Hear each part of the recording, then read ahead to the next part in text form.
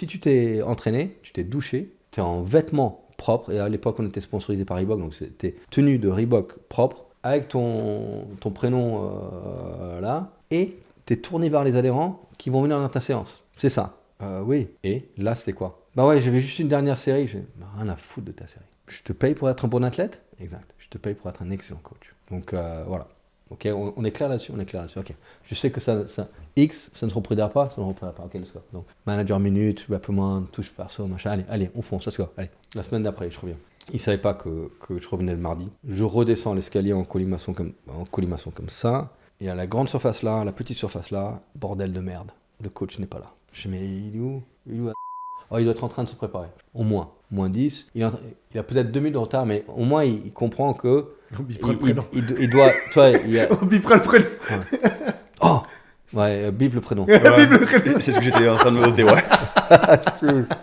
Donc X, il a compris.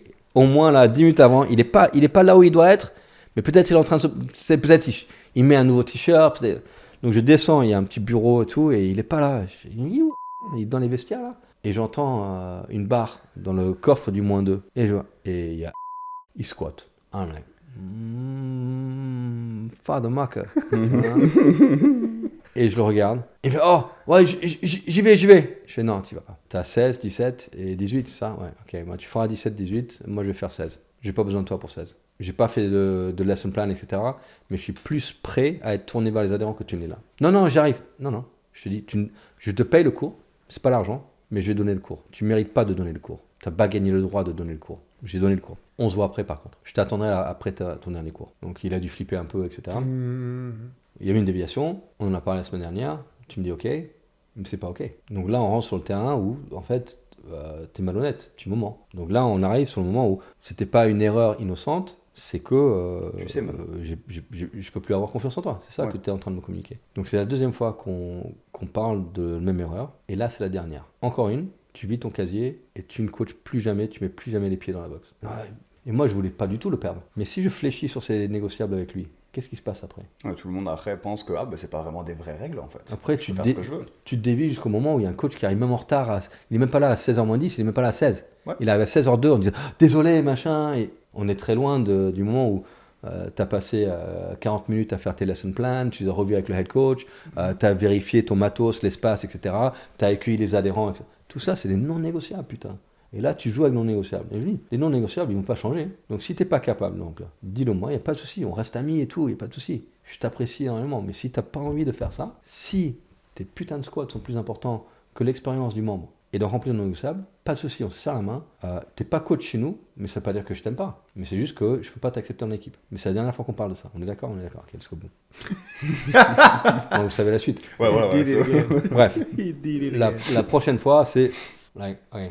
Out. Vide ton casier. Non, j'y vais. Là, il reste 7 minutes. 7, c'est pas 10. Ouais, c'est pas 10. 7, c'est pas 10. Vide ton casier. Non, Dan. Je suis pas Dan. Ne me parle même pas. Là, je suis vraiment déçu. Je suis même pas énervé, je suis déçu, je suis triste. Parce que tout le temps que tu as fait pour te développer, pour devenir un bon coach, tout le temps que nous on a investi en toi, c'est foutu là, c'est perdu. Je te souhaite bon courage, vide ton casier. Et on a perdu un sacré coach. Parce que vraiment, moi je le mettrais dans top 10 des coachs avec qui j'ai travaillé. De tous les temps, depuis que je suis dans le monde du fitness. Excellent. Mais le problème, c'est que quand tu as une équipe, tu fléchis là-dessus pour une personne, ça a un impact néfaste sur tous les autres. 100%. Sur tous les autres. Je peux fléchir, mais je fléchis pour des raisons de Maslow.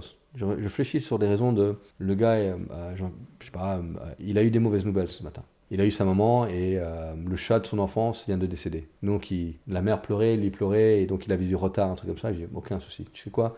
T'inquiète, prends du temps, je vais faire ton cours, on te paye quand même, il n'y a pas de souci.